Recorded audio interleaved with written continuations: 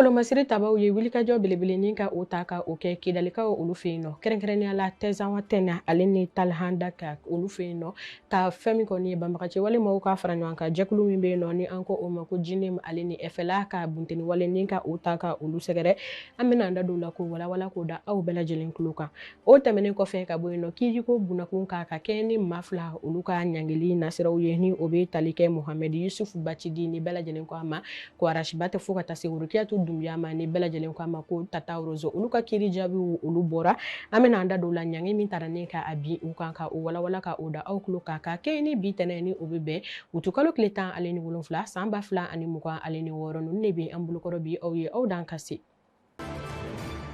Bi kunnafoniya ale bɛna dayɛlɛ ni lakanako sabatili ye anw ka jamana kɔnɔ kɛrɛnkɛrɛnnenya la an ka finitigilakaw ka baarasira min bɛ yen nɔ ni an ko o ma ko opération dugukoloko ka kɛ ni kunun ko dimanche ni o kun bɛ bɛn utukalo tile 16 san 2026 ka yira k'a fɔ ko wulikajɔ belebele ko o taara ka o kɛ an ka safɛ kɛlɛcɛ maaw olu fɛ ka kɛ ni fɛn min kɔni ye banbagaci wale maaw ka fara ɲɔgɔn kan jɛkulu min ni o bɛ yen nɔ ni an ko o ma ko jinɛm ale ni ɛfɛla kɛrɛnkɛrɛnnenya la kidalikaw olu fɛ yen nɔ k'a fɔ ko an ka wolomasiri tabaw ye bunteni wale ta ka olu ka jɛkulu ni ka o sɛgɛrɛ ka yira k'a fɔ ko o kɛra baara ye min taara ka kɛ sababu ye ka banbagaci wale maa caman ni ka dankari kɛ u la olu ni u bololaminɛw ni o taara ka o kɛ dugu fila la ni an ko o ye ma ko tɛnzawa tɛnɛ ale ni talihan daka ka yira k'a fɔ ko an ka finitigilakaw ka ɲɛma état major général kumalase la ale ye ɲɛfɔli kɛ a ka sɛbɛnfuraw la ka kɛ ni nin kunnafoniya ninnu ye min na ni a ye ɲɛfɔli kɛ hali bi jamana kɔnɔdenw ye ka wele data ni ka o kɛ ko hali bi ko maaw ka se ka to u ka dɛmɛ dili la an ka wolomasiri tabaw ma ale ni ka u janto kosɛbɛ ni siga kɛra maa minnu na ni olu yera ka se ka u kibaruyaw ni ka u lase an ka wolomasiri tabaw ma ale ni ka kuma ɲɔgɔnya kɛ min na ni a ye a yira k'a fɔ ko wulikajɔ min ni o talen bɛ an ka wolomasiri tabaw fɛ k'a fɔ ko jamana kɔnɔdenw ni u bololaminɛw n'a lakana banbagaci wale maaw olu ma ko o baaraw olu bɛ to sen na fo ka taa fɔ ko banbagaci wale kɛlɛ ale kɔni banna cogoya min na pepepewu an ka jamana kɔnɔ o sɔrɔla o kunnafoniya na ko walawala ko da aw bɛɛ lajɛlen tulo kan. Kiiriko nasiraw olu fɛ an b'a fɔ ko kiiri fila ko o taara ka o kɛ dɔgɔkun tɛmɛnen na an ka jamana kɔnɔna na mun jaabi ni o bɔra an ka fɛn min kɔni ye kojugu kɛlɛba sobonba o la kiiriso la ni an ko o ma ko cour d'appel de Bamako min na ni o bɛ tali kɛ maa fila kan minnu ni olu kɔni ye baara ta ka o kɛ ka fɛn min kɔni ye jamana basigi ni ka se k'a fɔ k'u bɛ nɔnkɔn kari o la cogoya min na ni o dɔ bɛ tali kɛ Mohamɛdi Yusufu Bacili ni bɛɛ lajɛlen ko a ma ko Arachibati fo ka taa se Worokiyatu Dunbiya ni bɛɛ lajɛlen ko a ma ko Tata Rozo Vichère ka yira k'a fɔ ko ni maa fila ninnu kiiri kɔni ye ɲange ta ni k'a bin u ka yira k'a fɔ ko u jalakilen bɛ min na ko u nɔba bɛ a la o nasiraw olu fɛ k'a fɔ kiiri baaraw olu taara ka o kɛ dɔgɔkun tɛmɛnen kɔnɔna na ni an ka fɛn min kɔni procureur ye ale kun ye laɲini kɛ k'u ka san 10 kaso k'u ka o kɛ ni maa fila ninnu bɛɛ lajɛlen ye ale ni ka fɛn min kɔni ye amani ni ka o ta ka bin u kan ka yira k'a fɔ ko o laɲiniw kɔfɛ ko kiiri jaabi ko olu bɔra fɛn min kɔni ye san 10 kaso ko o ta taara ka a di ni maa fila ninnu kelen kelen bɛɛ lajɛlen ma mɛ ka yira k'a fɔ ko o san 10 kɔnɔna na ko san 3 juru ko o bɛna ta ni ka a don u la ni an ko o ma ko avec sursis o nasiraw fɛ k'a fɔ ko ɲangi min ni o bɛ ta ka bi u ka nafolo kasabi ko nasiraw fɛ ko o bɛ taa i jɔ sefa wari 40 ale ni 8 ɲɔgɔnna bɔɲɔ ko u kelen kelenna na o de sara faso ye ko o sɔrɔla ka kɛ ni maa fila ninnu ka kiiri jaabi bɔli ye anw fɛ yen nɔ kiiriko nasira bunakun ka o walawala k'o da aw bɛɛ lajɛlen tulo kan.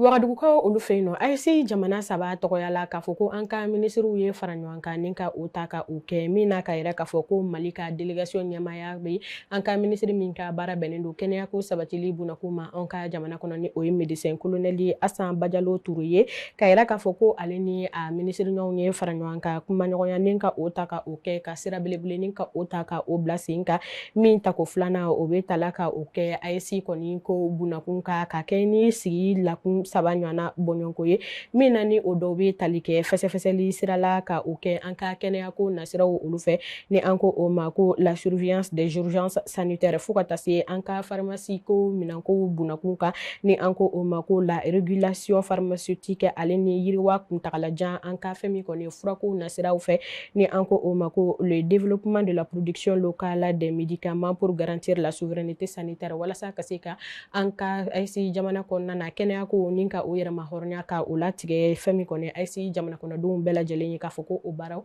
olu taara ka o kɛ o sɔrɔla kunnafoniya na ko walawala k'o da aw bɛɛ lajɛlen tulo kan.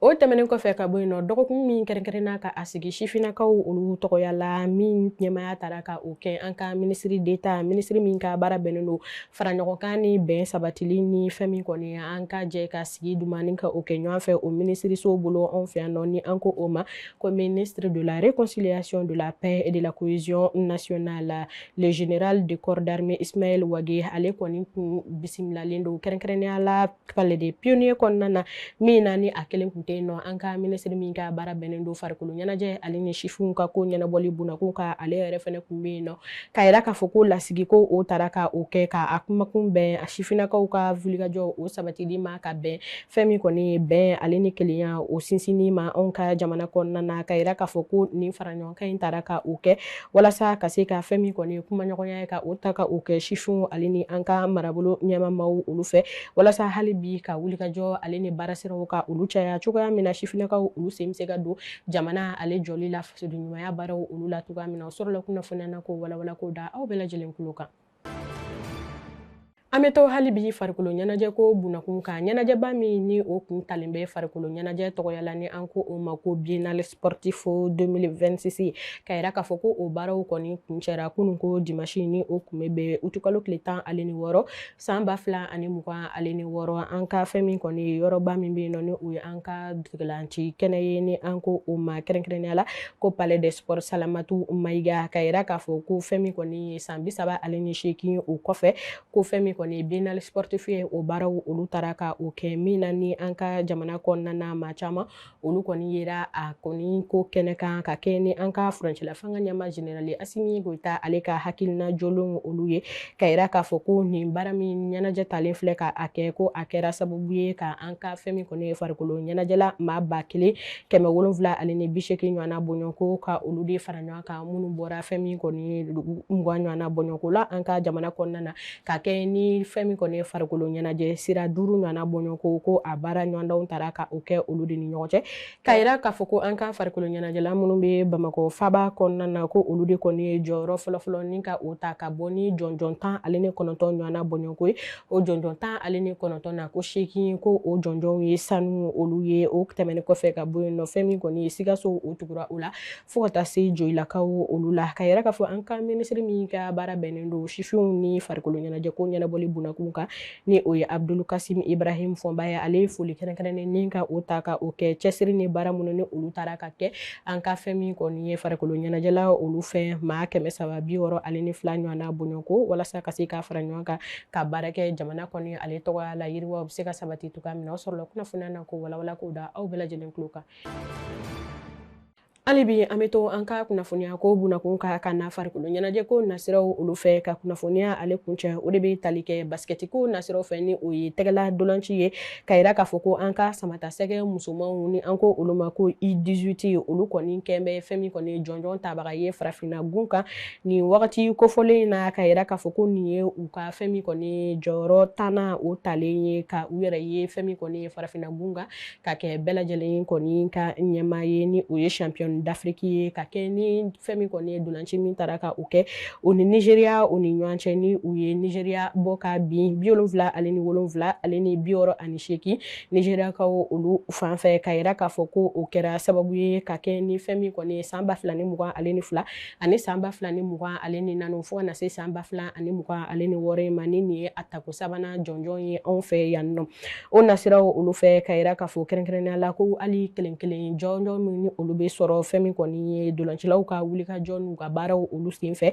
kɛrɛnkɛrɛnnenya la Maimuna Tarawele ni ale yɛrɛ fɛnɛ anw ka tɛgɛla dolancila duman dɔ ye ka yira k'a fɔ ko ale yɛrɛ fɛnɛ ye jɔnjɔn belebele ni ka o sɔrɔ ni an ko o ma ko MVP ni o kɔni ye meilleure passeuse du tournoi ye a sera ka o sɔrɔ fo ka taa se Kuda Keita ma ale yɛrɛ fɛnɛ kɛra maa ye min sera ka a yɛrɛ sama ka bɔ maa tɔw cɛla fɛn min kɔni ye ni an ko o ma ko meilleure tireuse de 3 points ni kuru 3 min ni o bɛ ta ka o kɛ tɛgɛla dolanci nasiraw fɛ ko ko ale yɛrɛ fɛnɛ kɛra maa ye min sera ka bɛɛ dan o la ni fɛn min kɔni ye ɲɔgɔndan in kɔnɔna na o nasiraw fɛ hali bi an ka tɛgɛla dolancila cɛmanw ni o ye an ka egili cɛmanw ye olu yɛrɛ fɛnɛ kɔni ye jɔyɔrɔ 4 na ni ka o sɔrɔ kɛrɛnkɛrɛnnenya la ka kɛ ni u kɔni ye saraba ni ka o cɛ fɛn min kɔni ye Cameroun ale ɲɛma ka kɛ ni 73 ale ni 3 ale ni kuru 69 ye anw fan fɛ ka kɛ ni u kun bɛ jɔyɔrɔ 3nan dolanci ta ni min na fɛn min kɔni ye hali bi o ɲɔgɔndan ko bunakun ka o sɔrɔla kunnafoniya na ko walawala k'o da aw bɛɛ lajɛlen tulo kan.